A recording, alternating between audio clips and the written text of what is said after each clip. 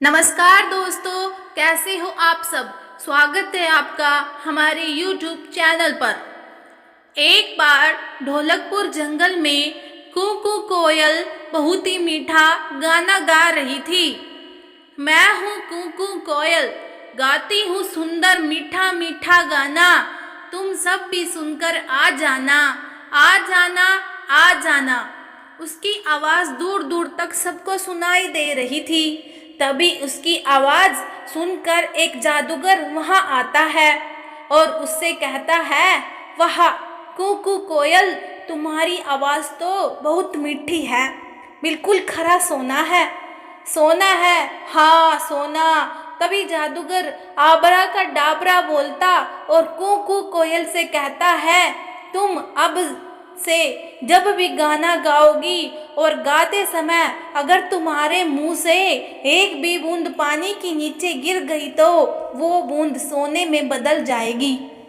लेकिन तुम्हें एक बात का हमेशा ख्याल रखना होगा कि तुम कभी ऐसे लोगों के सामने गाना नहीं गाओगी जो तुमको किसी भी तरह से नुकसान पहुंचाए।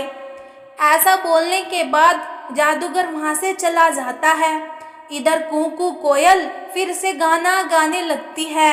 तभी वहाँ पर चंपा लोमड़ी आती है और वो कू कोयल का गाना सुनने लगती है। गाना गाते गाते कू कोयल के मुंह से पानी गिरता है। पानी के नीचे गिरते ही वो सोने में बदल जाता है। चंपा लोमड़ी अपने सामने सोना देखकर बहुत खुश हो जाती है और झट से सोना उठाती है। फिर वहाँ से बहुत तेज दौड़ लगाते हुए अपने घर पहुँचती है। इधर कू कोयल गाना गाती रहती है। तभी वहाँ पर एक शिकारी आता है। शिकारी पेड़ के नीचे बैठकर कू कोयल का गाना सुनने लगता है। कू कोयल गाना गा ही रही थी कि फिर से उसके मुंह से पानी नीचे गिरता है। मुंह का पानी नीचे पहुँचते ही सोने में बदल जाता है। अपने सामने शिकारी सोना देखकर बहुत खुश हो जाता है। वो झट से उसे उठा लेता है। तभी शिकारी फिर देखता है कि ऊपर से पानी की एक और बूंद गिरी जो सोने में बदल गई। शिकारी फिर खुश होता है और उसे भी अपने पास रख लेता है। ऐसा करते हुए कई बूंदें ऊपर से नीचे गिरती है जो सोने में बदल जाती है। शिकारी मन में सोचता है कि शायद आसमान से सोने की बारिश हो रही है और ये सोचते हुए वो एक एक करके सोना उठाता जाता है। तभी शिकारी की नज़र गाना गा रही कू कोयल पर जाती है और वो देखता है कि ये सोने वाला पानी तो कू कोयल के मुंह से निकल रहा है। फिर वो बिना देरी किए कोयल को पकड़ने के बारे में सोचता है, क्योंकि कू कोयल को पकड़कर वो बन जाएगा अब बहुत बहुत अमीर। इधर कू कोयल गाना गाने में इतना खो जाती है कि उसे इस बात का भी ध्यान नहीं रहता कि उसके आसपास कौन है। फिर शिकारी बहुत धीरे से अपना जाल फेंकता है और कू कोयल को पकड़ लेता है। जाल में फंसते ही कू कोयल कहती है, धत तेरी की, ये क्या कर बैठी मैं। जादूगर ने कहा भी था मुझसे कि अपने आसपास के लोगों से बचकर रहना। अब देखो मैंने अपनी लापरवाही के चक्कर में क्या कर लिया, जाल में फंस गई मैं। इधर कू कोयल को ले जाते हुए शिकारी अपने मन में सोचता है कि क्यों न इस कोयल को राजा को ही दे दूं।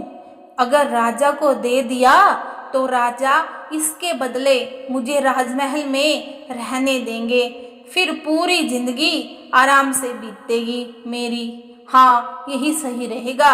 ऐसा सोचते हुए शिकारी राजा के पास पहुंचता है और उसे सारी बात बताता है। राजा कोयल को लेने और उसके बदले शिकारी को अपने राज्य महल में रहने देने की बात मान जाता है।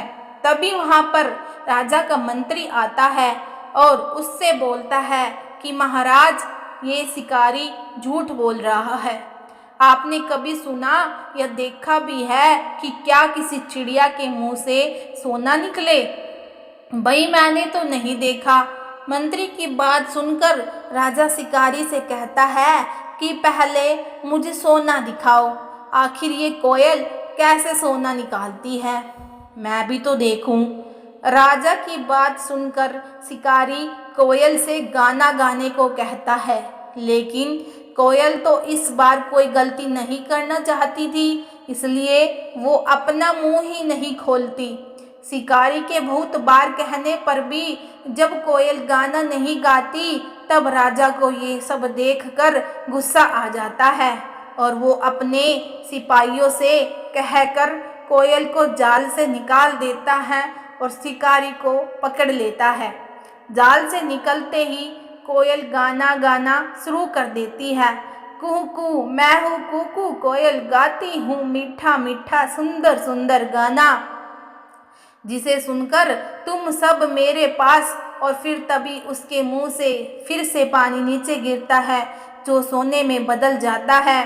राजा ये सब बस देखता ही रह जाता है और अपने सिपाहियों से कोयल को पकड़ने को कहता है, लेकिन इस बार कू कोयल पहले जैसी कोई भी गलती नहीं करती है और वहाँ से उड़ती हुई सीधा ढोलकपुर जंगल पहुँच जाती है। धन्यवाद दोस्तों। इस कहानी में यह शिक्षा मिलती है कि हमें हमेशा अपने बड़ों की बात माननी चाहिए, साथ ही हमेशा सतर्क भी रहना चाहिए। अगर आपको ये हमारी वीडियो अच्छी लगी, प्लीज़ हमारे चैनल को सब्सक्राइब कर देना, आपकी अति कृपया होगी।